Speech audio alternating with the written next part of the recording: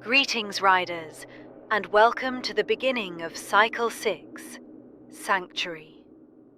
Cycle 6 introduces a variety of new systems and content, ranging from an updated new player experience to the first iteration of modular shipbuilding and more.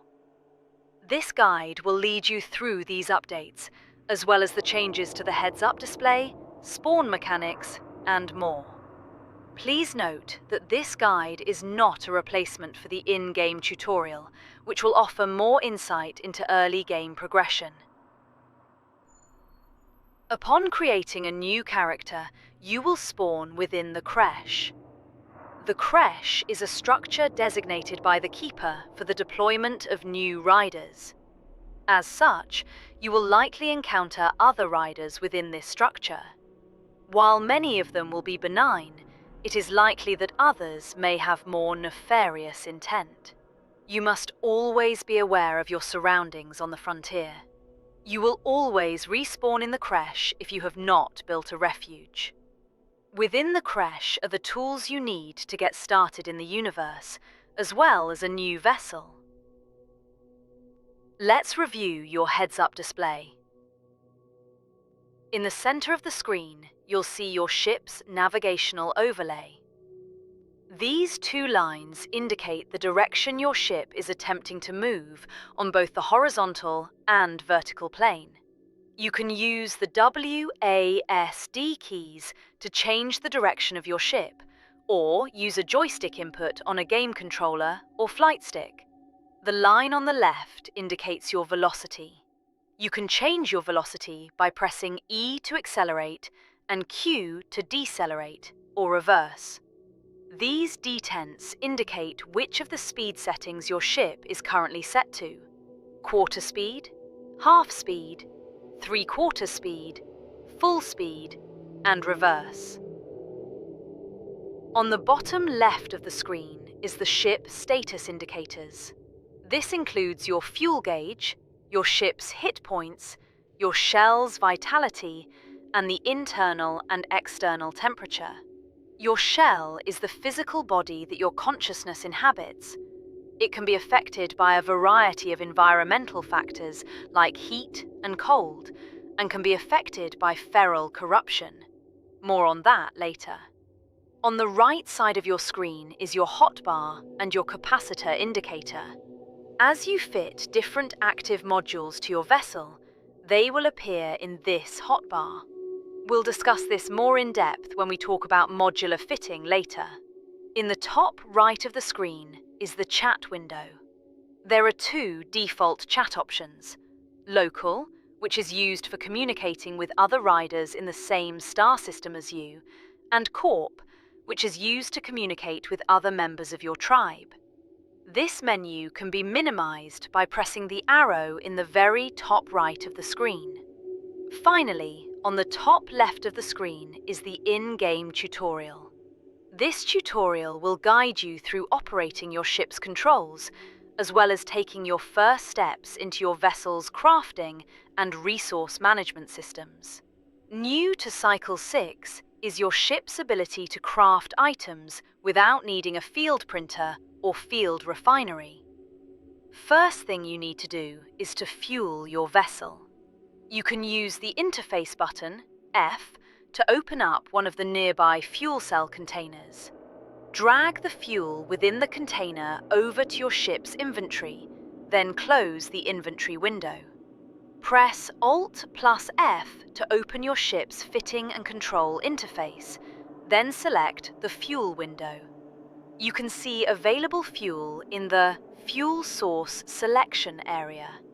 You can refuel your ship by pressing the Refuel button. This window can be closed at any time by pressing Escape. While we're talking about fuel, you should know that your ship naturally burns fuel to run its basic systems. This burn rate is low when idle, but it is not zero. You can select the Power Management tab to see what systems are consuming fuel. By toggling different systems on and off, you can adjust your ship's idle burn rate. However, you obviously cannot use modules that are powered off. Next, let's build your passive gravity scanner. The passive scanner is used to resolve gravity signatures near you, allowing you to identify unidentified targets. First thing you'll need is printed circuits, which can be gathered within the component lockers within the creche.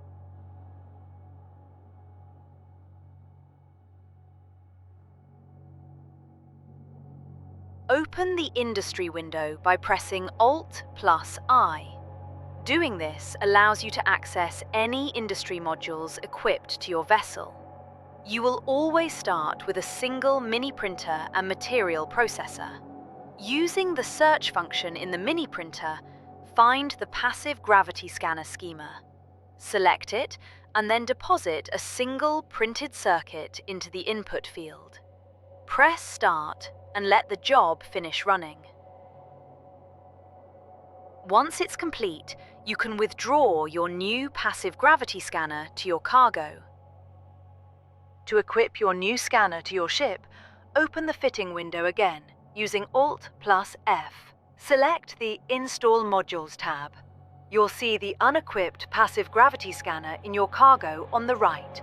Click it and then find an open position within your ship's fitting grid. Once you've found a location you like, click again to place it. Your ship will now passively resolve signatures around you over time.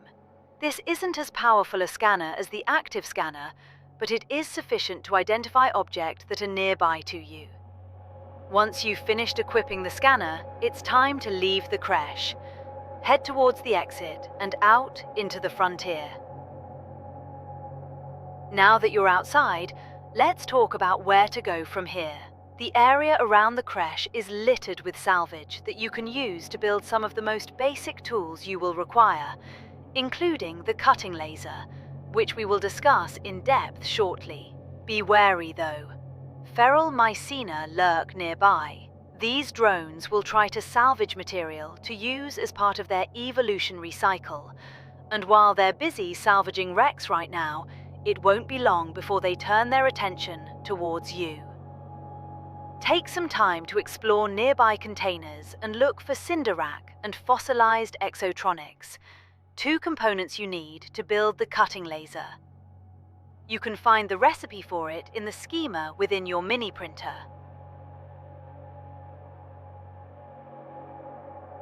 Once you've finished constructing your cutting laser, you can fit it to the weapon receiver on your ship. You'll find the cutting laser in the Exterior Modules tab. Once it's equipped, you'll see it appear in your item hotbar in the bottom right of the screen. Don't forget, you'll also need to make some synthetic mining lenses to use as ammunition for the laser. Using the mining laser is as simple as pointing and clicking. Press the hotkey for the mining laser to bring up the targeting reticule. Point the reticule at your target and press the left mouse button to fire. The cutting laser can be used to salvage nearby containers, mine for resources from asteroids, and as a weapon against feral drones or other players. You can stop using the laser by pressing the hotkey button again. Let's talk about navigation. New in Cycle 6 is our Update System Map, accessible by pressing M. Within this map, you can see all the orbital zones in the system you're in, as well as detailed information about the stellar body and planets around it. Additional information about the system can be found at the bottom of the screen. Pressing U will pull up the temperature information for this system, showing you where dangerous areas of heat are located around the star. The white line is the frost ring, beyond which you are more likely to find comet asteroids containing valuable water ice. Zooming out in the map will reveal the universe map. Clicking on any other star will allow you to zoom in on that system and view its system map as well, letting you more easily inspect nearby systems to know where resources may be found. Future versions of this map will obfuscate some of this information, so use it while you can in Cycle 6. While we're talking about stars, remember that being too near a star can generate heat, which poses a significant hazard to the shell within your ship.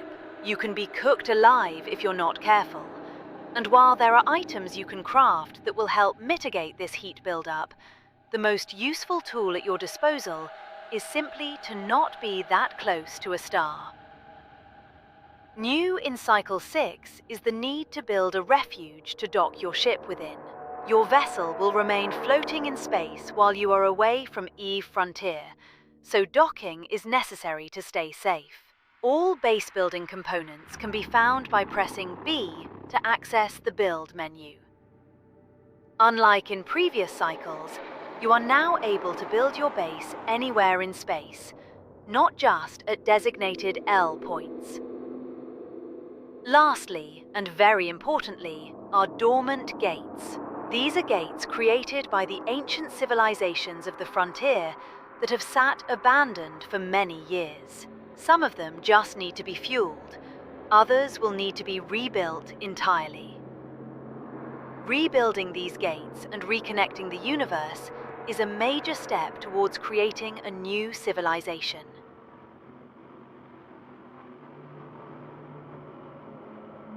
Cycle 6 offers you previously untold possibilities to customize your vessel, explore new star systems, and rebuild the broken universe. Throughout Cycle 6, we will be continuously releasing new content and following up with player feedback, which we encourage you to give in the eveFrontier Discord.